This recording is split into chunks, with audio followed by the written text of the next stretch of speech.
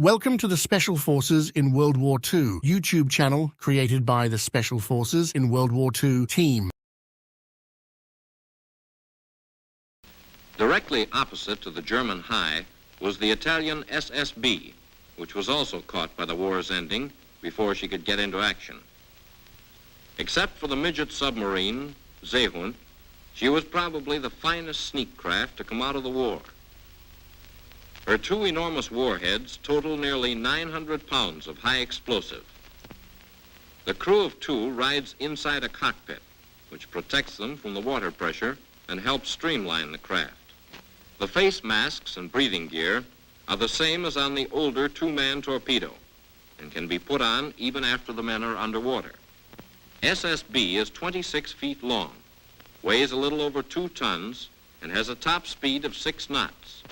Whether turning, diving, or running, the control is positive and rapid. Look at the ease with which the pilot dives and climbs underwater. The SSB is fast and powerful enough to overcome many of the tides and currents that prevented the other two-man and one-man torpedoes from operating successfully. And her cruising range of 45 miles is 3 times as great as that of the older model. Watch the fast, sharp turn to the left as she surfaces.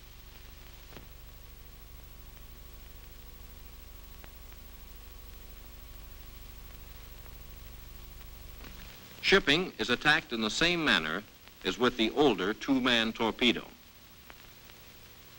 For operative technique, the whole operation is shown on the surface beside a ship. After coming alongside submerged, and in a real operation, sinking to the bilge keel, the number 2 man gets out of the craft with his clamps and fastens them to the bilge keel. As this is a merchant ship of 6,000 tons, only one warhead is needed to blow a tremendous hole, break her back, and sink her. The clamp holding the first section of the head is loosened. While this is being done, the captain holds his craft in position under the bilge keel in a real operation, alongside the ship in this demonstration.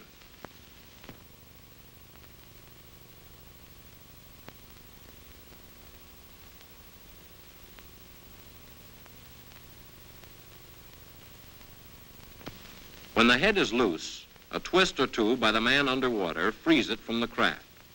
As it has only 2 pounds of positive buoyancy, it is easy to pull it under and fasten it to the hull.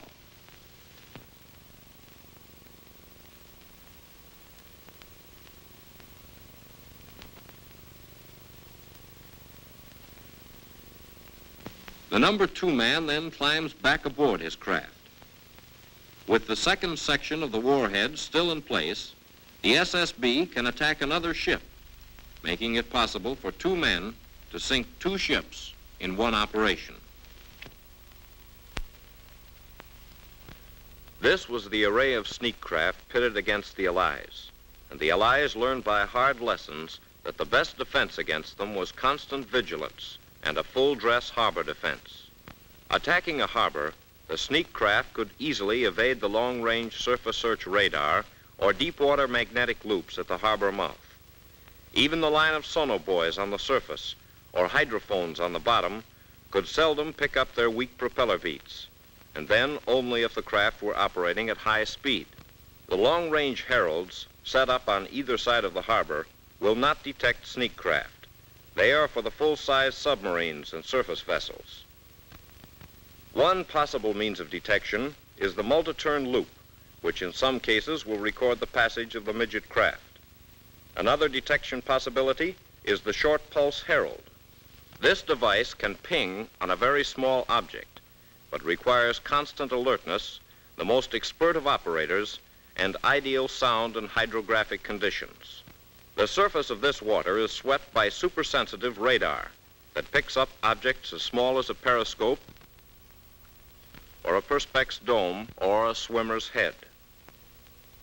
Radio in the harbor entrance control post directs the cutters to the attack.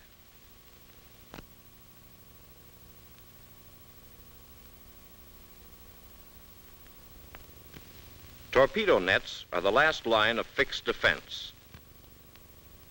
The latest and best stopped torpedoes, one-man human torpedoes, midget subs, and with specially rigged surface elements, they stopped motorboats.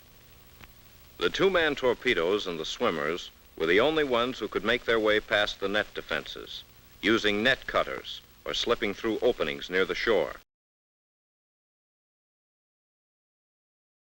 Thank you for watching the Special Forces in World War II YouTube channel, an unwavering digital fortress committed to preserving the history of elite and specialized units in World War II. Our mission is clear: to provide a comprehensive view of the elite units and formations that played pivotal roles in the Second World War. This extensive dossier includes their frontline battles, innovative weaponry, strategic maneuvers, and the brave soldiers who faced the crucible of combat. The World War II SOF Virtual Museum is our dynamic field operation, continually uncovering layers of historical knowledge. We also maintain outposts on Facebook, Instagram, and YouTube to enhance our information dissemination. If you possess relevant intelligence to support our mission, don't hesitate to share it with us. Your contributions will be prominently featured in our operational archives. For those willing to provide substantial support, visit our Patreon forward base and enlist. Your backing is crucial to sustaining our mission. Together, let's carry forth this legacy.